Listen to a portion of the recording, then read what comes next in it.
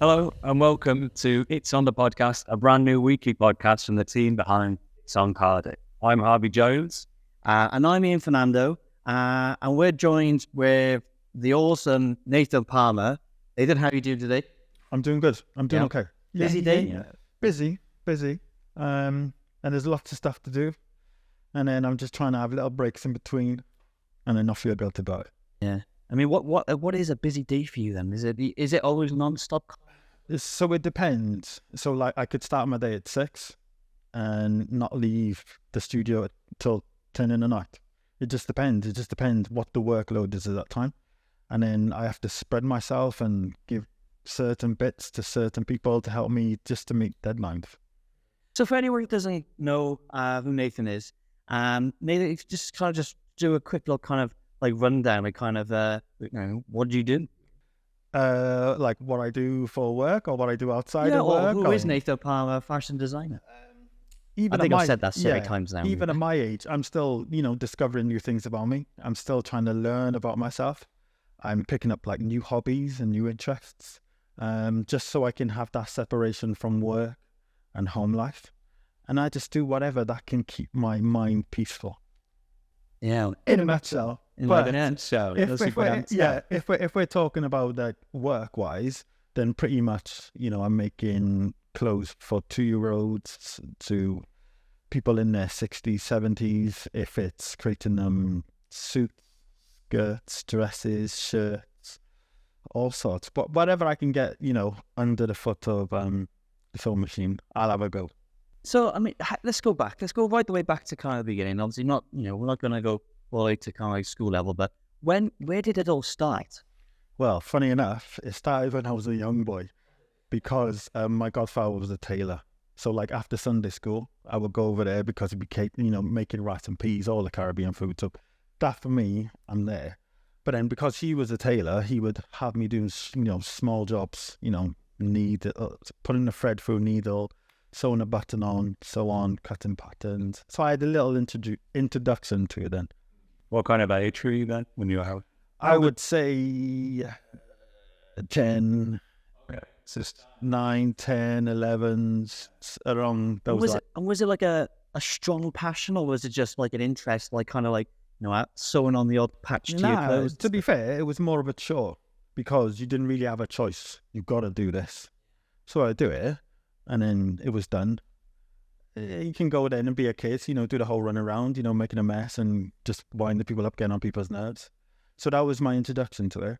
But then obviously then I went into sport. So then I was on the back burner. I totally forgot about it. But then when I finished my career in rugby, I was in between designing and customizing clothes. So then my friends would buy clothes if we're going on a night out. And then I knew that was probably the only thing I was good at, because I was never academically, as good as the others, but I was good creatively and visually. And then I just took a punt and just went for it. See, you went from playing rugby to going doing like kind of fashion design. Those into worlds, they don't often kind of go hand in hand. Even to now, like, it's still like, astounds people because they just can't see how can you come from rugby, where it's like pretty much a brutal sport. But it's changed now. But then going from that into fashion design, it's just I can't piece it together. But then I had like some sort of background in it anyway, so it was a lot easier for me. So you could pick it up from your child. Yeah, I could pick it up from childhood, plus like the customizing of the clothes. So it was there somewhere, Oh, so can you tell me a little bit about you? Yes. So I played professional rugby. It was with Newport before they merged into the Dragon. But then because I was quite quick, some of my teammates said, "Oh, you should come and try out for Wales Sevens." So I went and tried out for Wales Sevens, and then I was just the quickest there. So they gave me the opportunity, and then we went on IRB circuit. Then too, we went to Hong Kong and South Africa and Dubai, and I was like back then, a Cardiff boy going to play in Rodney Parade. They didn't mind because I was quick. And I was doing a job and giving them doing a service for them. So they were happy for me to be there. But did I learn much from rugby?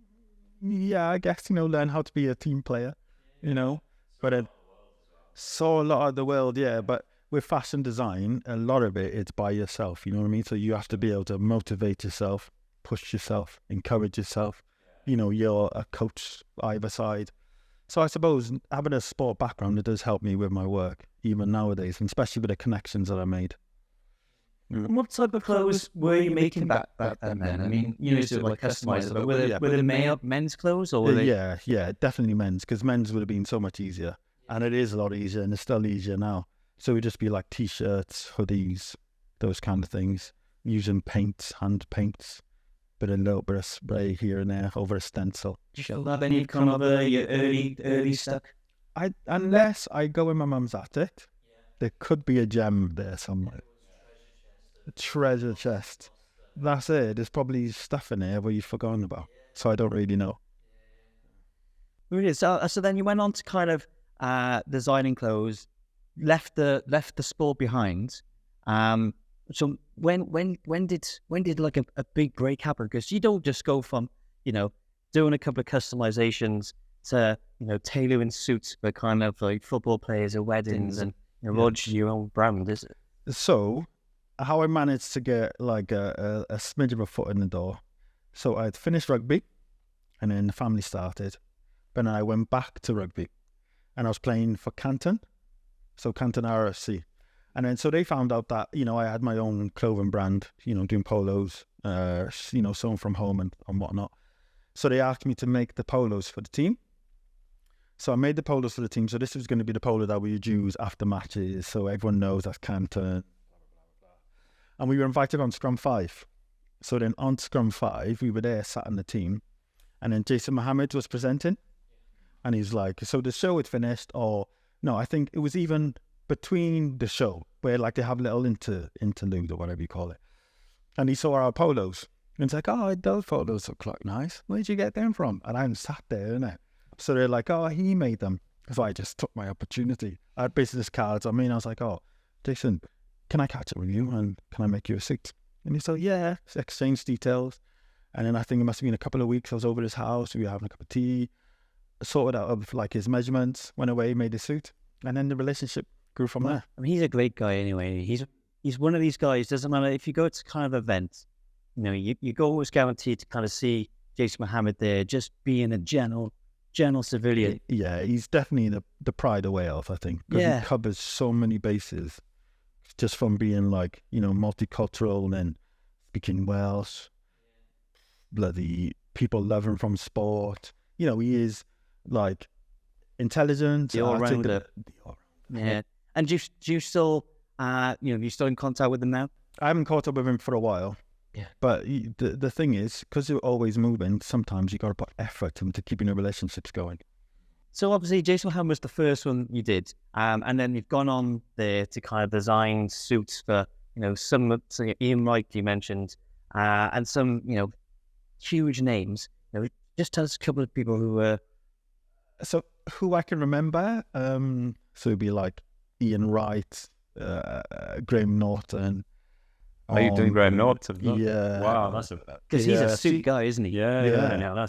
Yeah, he's super. Yeah. Done things for movies. Dapper. Yeah, he's a top guy as well. Guys from JLS. Oh yeah. Yeah, he did it not too long ago, Aston in Marigot. Yeah, and JB and Marvin Humes as well. No, was that all for the same wedding? Or no. So first of all, I met JB. Then JB introduced me to Aston. Then Marvin was a best man at Aston's wedding. So then that's how he had a suit. Because it's funny, because he just called me up one day and I was like, this is Marvin Humes. And he just sounded so much like the radio. I was like, is this and I was, oh, okay. I got to be prepared for these kind of calls, you know what I mean? But he was cool. Who else can I think of?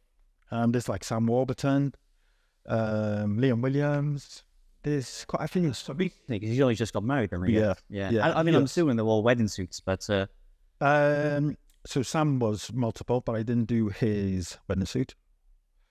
And then most of the guys had weddings. So how does it work then? So they ring you up, and they say, because, I'm assuming, they don't send you like a warm-up email or No, most of it's like through social media. Oh, right, no way. Hardly anyone's on the phone nowadays, unless it's going to be like a WhatsApp or a text. Hardly anyone gets to the phone and calls now. Do you know what I mean? And do they come down to you here? Yeah, then they come down to the shop. Yeah, and then we just sit down and chat, and then they tell me what they need and want, and then we just go back and forth and get it made for them.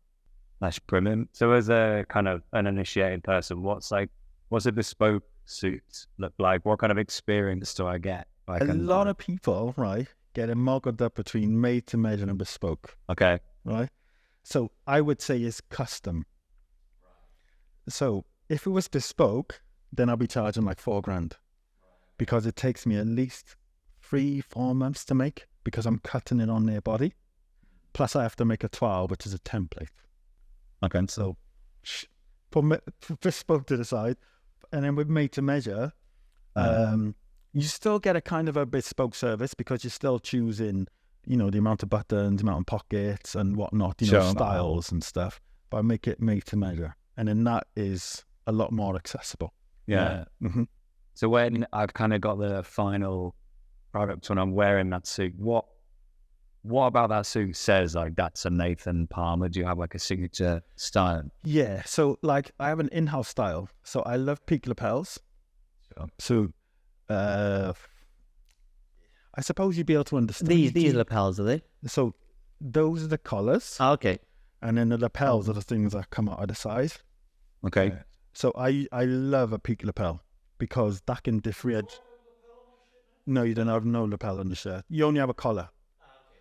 So then on the suit, I like to put like buttonholes on both sides. And if I can, I would do an orange on either side. But then I have like cut-ins on the sleeve, angled buttons, all sorts of different things. But then I think what helps a lot is that I can kind of direct you in the right way because most of the time people are looking for a grey or a navy or a black suit. But then when we sit down and chat, we can put so many different colours next to your skin, see what complements you well. Then we can talk about different styles which are like current and which can be timeless, and just all those things along those lines. But then the fit as well, like, makes it so much different from potentially where you get in the high street. Yeah, so it's so much more than just kind of going in and saying, I need a suit for a wedding. It's just sitting down a bit. Yeah. But literally, most of the time, we sat down for about an hour just talking about suits. It's crazy the conversation you can have because there's so many details in a suit. Does anyone ever come sit down and say, I always quite fancy myself as a fashion designer? No, but I still believe everyone can. Yeah, I mean, I probably couldn't, but I'm sure there's. I told my 7-year-old son today that I was, sitting down with you. He goes, "Oh no way, I want to be a fashion designer." Literally the first time I could say, but yeah, so, I suppose everybody's got their own kind of unique style, haven't they? Because we're styling ourselves every morning. We wake up, absolutely every morning, and then we're putting items together which we feel look good. And I think that's the most important thing. If you feel you look good, then you're going to look good. Then it's just down to your confidence. Then. So is there anyone who you'd like to kind of make a suit for? Yes, my bucket list, is Idris Elba. Oh, yeah, he's a good guy for that, isn't he? Yeah. Hard though, because he looks so good all the time. He does. I saw recently in Cardiff Car something, he was just wearing a vest and a beanie. It's like, how do you look so fun and smart? It's just Idris, isn't it? Yeah, no, I doubt it. It's just Idris, isn't it? Yeah. You can probably wear most things. Yeah. Who else? Have I got anyone else? That's the only one I'm beaking for. Yeah, that's it. Well, that's it. Idris, if you're watching this, yeah. you know where Nathan is. Yeah, I think I'll retire after that. Yeah. After I did. Yeah, and go to someone. So maybe a few more years. Yeah. Yeah. So would you reach out to him, do you think? Have you ever kind of done that and said, like, I'd love to make a Nathan Palmer suit for you? Yeah, no, I haven't done that. No. I might give it Have a you done try that with anyone? And said, hey, I make suits. How about... Well, I've asked like the celebrities to be in fashion shows. So like Gareth Thomas, and then H Steps, and then Owain, Yeah. Well, the weatherman drummer. Yeah. So I've asked. Yeah, and then I suppose it just because I've asked and they come in the show. Because then he's I another, make- kind of, when you think of Hawaii, you think of suits. Because he's yeah, always yeah, kind of he's well sharp, tailored. as well. Yeah, Yeah. he looks well put together. You know. I'm just going to pause there. So I Western want to to double check be they were any all good fashion on show their is, Saturn and everything. Leads us quite Because you nicely kind of on. piece it together. You've got a fashion show coming That's up soon. fine. Yeah, so it's an 1800s inspired. So if you ever watch like things like Bridgerton and then Queen Charlotte, watching that program, I'm mesmerized because like things are made so differently now, but like the structure in the clothes is unbelievable. Fabrics, you can just see the quality in them, even just how they sit and how they fall. So I was like, so for my next show, I'm going to use that as my inspiration, and then try and put a Nathan Palmer twist on it, and just see what I come up with. So yeah, You haven't started making these yet then? or- yeah, I have. They're not fully completed, but they're nearly there. So it should be quite cool because got like the red carpet and then, press and all that stuff, champagne and as you arrive. Yeah. Then you're led into the like auditorium. Then that's going to be like dressed. Then we got like a live singer with strings to like the walk of the models coming out. The full experience. of, Full experience. Then it closes with like spoken poetry. So then, the poetry will have like elements from the show, plus then she will put her own spin on it, just how she, thinks of Nathan Palmer and fashion and whatnot. Then when that's finished, then we've got a 3-course sit-down meal with like entertainment, things like that. Really? And is that the normal? I mean, I've been to 1 or 2 fashion shows. Actually, I've been to, one of yours with the Perverse Demand. And that was a different vibe. There's no follow sit-down thing. Is the sit-down meal usually like kind of like the fallout? Is this, this is just like a new fallout, which you'll, Yeah, so I want to make it like into an event. So like, make it like the fashion highlight of Wales. That's what we want to get to. So I want to make it so you have the full experience then. And then you can use it as networking, meeting like-minded people. If people want to do business to business, stuff like that. And do you invite the likes of like Julian McDonald and stuff to those? No, I haven't met Julian, have we not? but I would like to meet him. I mean, I'll say I met him, Yeah. but I know he lives in Cambridge, doesn't he? Oh, does he? But most of the time he's not here though, is he? No. Yeah. Yeah. That's a thought. Yeah. And there's another guy who I'm watching recently. He's quite a big designer. He's called Gaffili. Oh, who's that? You're not talking about the one who did the dress for Diana, are you? Oh my god, no. Well, I should have thought his name, Chris, but yeah. So, but I mean, is it like do you invite the kind of like the who's who of kind of Welsh fashion, or is it kind of No, because like this is my kind of my party? I invite whoever I want. yeah, it's because it's open to the public as well. So then, if they want to purchase tickets, then they can go to my website and purchase ticket, and then just get celebrities on the catwalk, get celebrities in the room, sitting down and eating with us. So I think it's just pretty much like a party. Because Darren Campbell wants to celebrate his 50th there as well, Oh wow. and then he wants to bring certain people. He was talking about Beverly Knight at one stage. I don't know if that's happening, but that would be amazing as well. Because she's she's a legend. She is. You know what I mean? So imagine just being sat there and you're like, there's each. And then we're supporting 10 of us as well, charity. So like a percentage of the ticket sales are going to go to them, and plus they have an auction as well. So there's bits to win. It's going to be a very grand evening.